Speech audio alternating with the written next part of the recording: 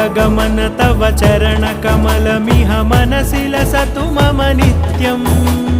गरुडगमन तव चरणकमलमिह मनसि लसतु मम नित्यम् मनसि लसतु मम नित्यम् मम तापमपाकुरुदेव मम पापमपाकुरुदेव मम तापमपाकुरुदेव मम पापमपाकुरुदेव